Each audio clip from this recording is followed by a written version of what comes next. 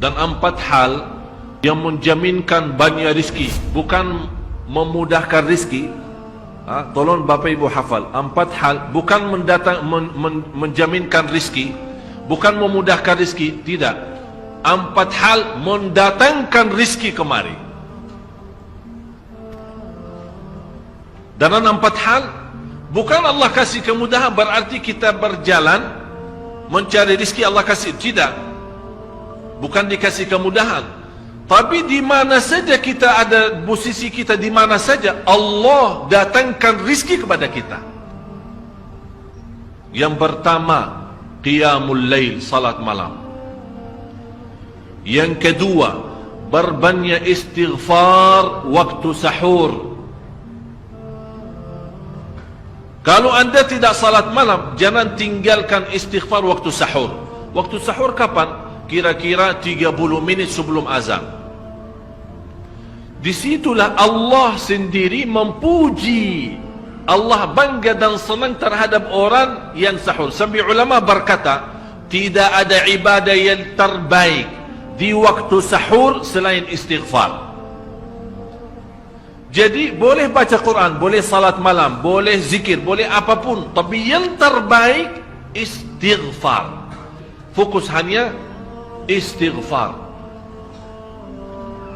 Astaghfirullah wa atubu ilaih, termasuk istighfar Allahumma anta rabbi la ilaha illa ant, yang Bapak Ibu tahu sayyidul istighfar, yang terutama, yang paling luar biasa. Allahumma anta rabbi la ilaha illa anta khalaqtani wa ana abduka wa ana ala ahdika wa wa'dika mastata'at a'udzu bika min syarri ma sana'at abu'u laka bi ni'matika alayya wa abu'u bi dhanbi faghfirli fa innahu la yaghfiru adh-dhunuba. Ya Allah, kalau kita fahami doa ini luar biasa. Oleh karena itu kata Rasulullah, barang siapa yang membaca sayyidul istighfar, kemudian di malam hari dengan keyakinan dia meninggal habis baca istighfar, masuk surga. Masuk surga. Berarti ini salah satu doa yang menjaminkan dengan mudah masuk surga. Jadi 4 hal yang mendatangkan rizki, bukan kita mencarinya, dia yang datang kemari. Apalagi saat mencari lebih mudah. Qiyamul lail, salat malam. Tapi dalam bahasa, mohon maaf Bapak Ibu, dalam bahasa Arab disebut qiyamul lail, bukan salat. Tapi kalau diterjemahkan dalam bahasa kita salat. Tapi kenapa di situ qiyamul lail?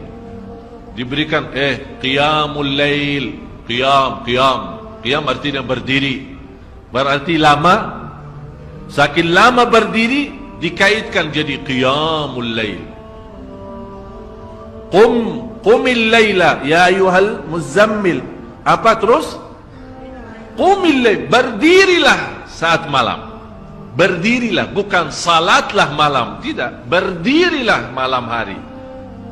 Itu dahsyatnya di situ berdiri. Qiyamul lail. Yang kedua, berbanyak istighfar.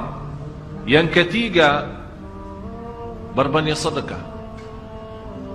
Sebenarnya bukan istilah berbanyak sedekah. Kadang-kadang orang bersedekah 100 juta, udah saya sudah bersedekah 100 juta. Bukan itu. Bukan yang dimaksud berbanyak sedekah itu dari sisi uang itu banyak atau sedikit, bukan. Yang dimaksud rahasia sedekah, ta'ahudus sedekah, istiqamah bersedekah. Istiqamah itu tidak menjadi masalah besar maupun kecil. Itu tidak menjadi masalah, karena bagi Allah tidak ada artinya besar maupun kecil. Kita tidak memberikan kepada Allah, karena Allah Maha Kaya.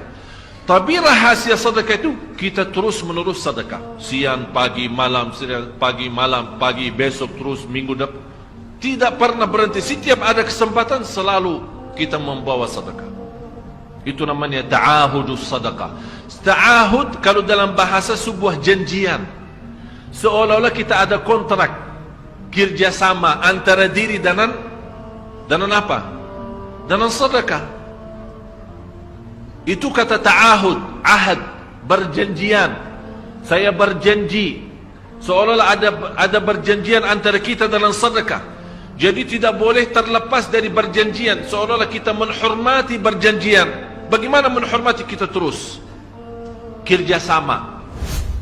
Kita beri, Allah ganti berkah sedekah. Kita beri lagi, Allah ganti masih terus. Kita beri, masih Allah terus ganti. Itulah dahsyatnya sedekah. Jadi Bapak Ibu, jangan nunggu hari tertentu, bulan tertentu, malam tertentu kita bersedekah. Jangan.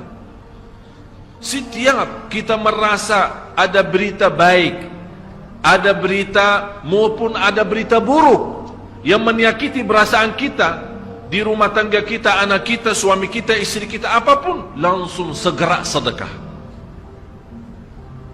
Disitulah rahasianya. Ikatkan seolah-olah kita sudah membuat perjanjian antara diri dan sedekah dalam segala hal, hal senang maupun hal tidak, hal bahagia maupun hal sedih, hal bangga maupun hal lagi menghadapi kesusahan, kesulitan, selalu sehat dan sakit. Terus yang keempat, zikir, berzikir pagi hari dan sore hari. Berzikir pagi hari dan sore hari. Ini 4 hal Bapak Ibu. Berdiri malam hari, itu yang namanya tahajud, banjanya atau lamanya berdiri. Berbanyak istighfar waktu sahur. Yang ketiga, berbanyak sedekah. Sudah Bapak Ibu mengerti? Jadi istilah berbanyak sedekah bukan artinya harus banyak dari jumlah hitungannya, tidak. Yang keempat adalah berzikir di pagi hari maupun petang hari.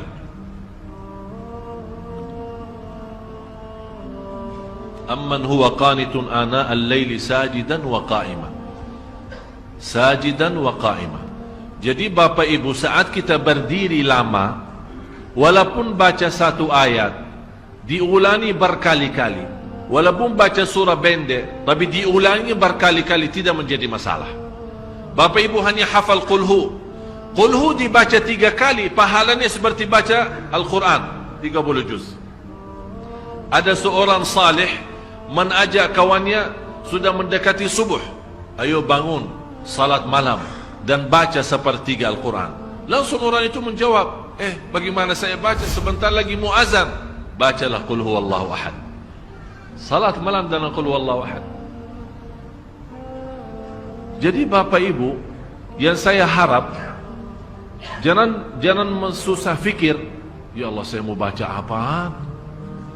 Tak usah susah fikir. Baca dan nikmati, yang penting nikmati bacaan. Walaupun Qul huwallahu ahad setiap hari. Kalau kita pusing baca, Allah tidak akan pusing mendengar. Malah Allah paling senang mendengar bisikan bacaan dan bisikan doa kita malam hari. Allah paling senang mendengar bisikan doa munajat kita malam hari. Itu luar biasa.